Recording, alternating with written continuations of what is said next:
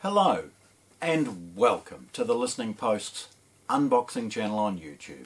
Today I'm unboxing PSB's Alpha series S10 Subwoofer. This truly underrated, overperforming subwoofer is stunning. It's one of my Wellington store's staff's favourite for the price. It's got a tuned bass reflex design. We've seen that kind of thing before. It's nothing new.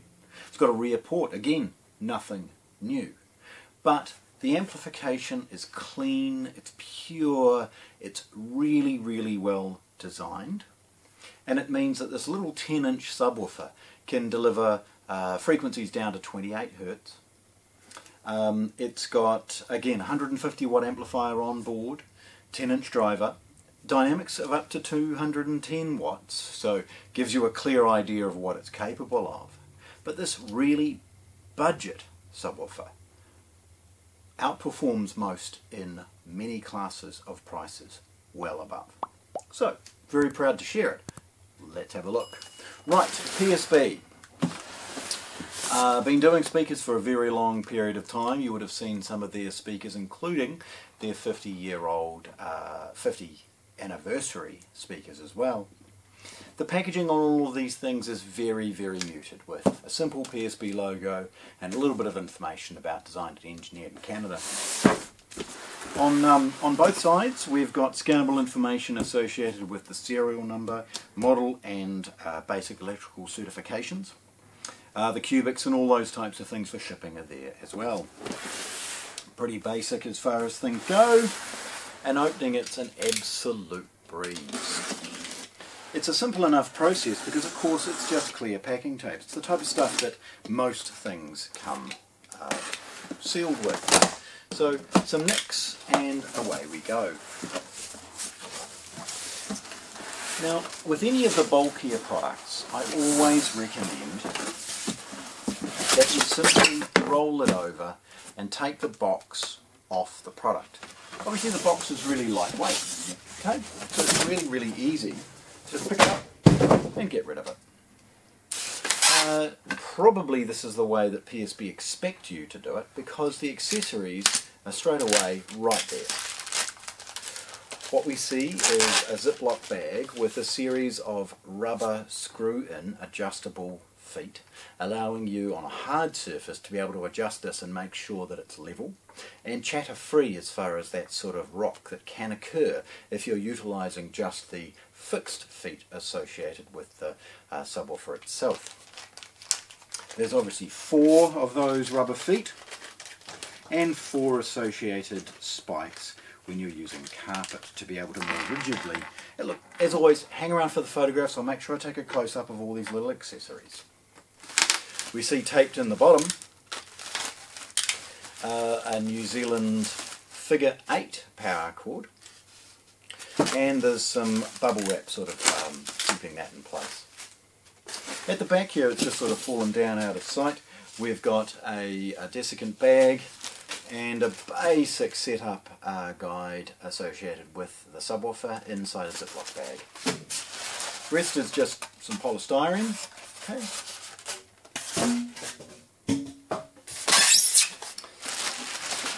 The subwoofer itself is encased in a oversized plastic bag and then a soft sort of polish cloth bag to ensure that the product is kept safe and scratch free in transit. Rolling it over at this point. Oh, listen to that. Very, very straightforward. Get rid of that. Get rid of that.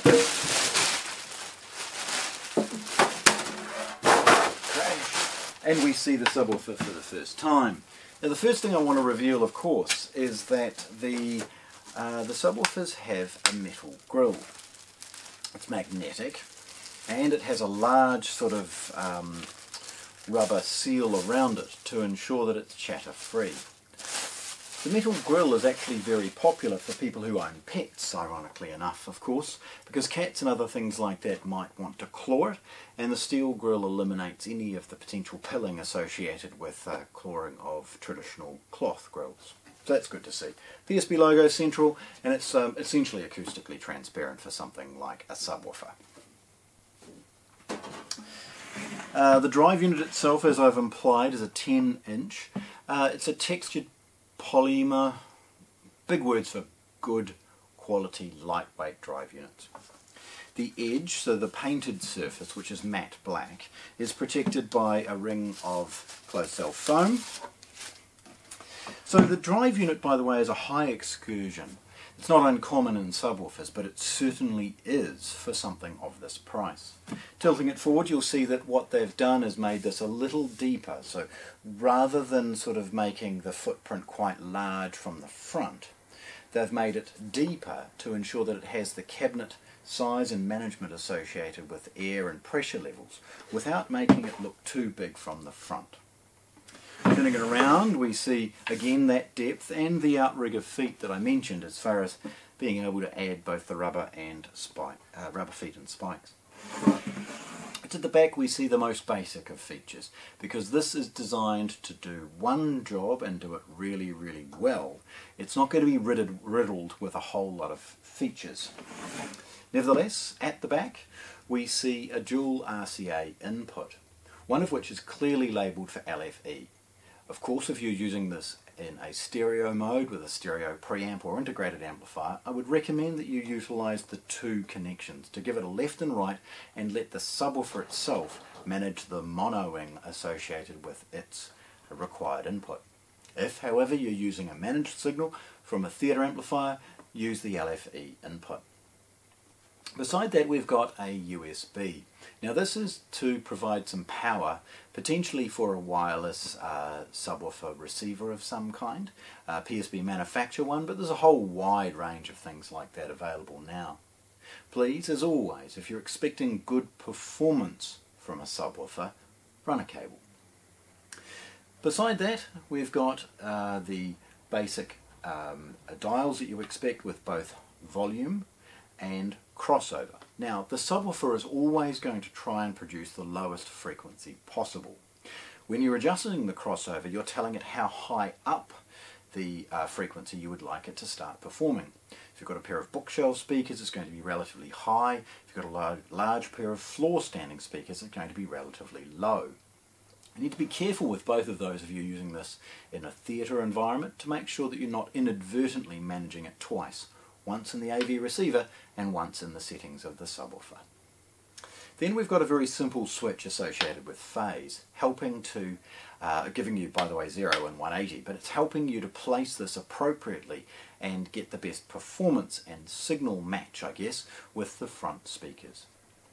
Then we see a power switch. Now this is about being able to tell it to stay on or sit in an auto or sense mode, where if for a prolonged period of time the input sense is 0, no signal to it, it'll turn off and then liven itself back up again when the theatre amplifier turns on or the signal changes. The amplification is set in the back of the amplifier is the heat sink, and the amplification stage is mounted to it to ensure that the back can be utilised for any of the heat dissipation, although it is very efficient, so it's not going to get extremely hot. We've got a few things associated with the model number and the Alpha S10, PSB logo, a few nuts and bolts and screws to associate to get this in place, and then we've got a figure 8 power socket input. A simple rocker switch for on and off, and that's pretty much it, apart from the scannable information which we've already seen associated with its serial number. At the bottom we see a slot port. Now this is to try and manage the pressure, of course, in the cabinet, but also to try and avoid port chuffing and make this a little easier to place up against a wall if we need to. And it's great to see in this budget product that they've thought about the end user as far as how they're going to place it in their room. So, there we have it. PSB's S10 is their Alpha S10 subwoofer. 10-inch, 150 watts, down to 28 Hz. It's brilliant. It's budget-priced, brilliant performing subwoofer. Clearly, I'm enamoured with it. I love it.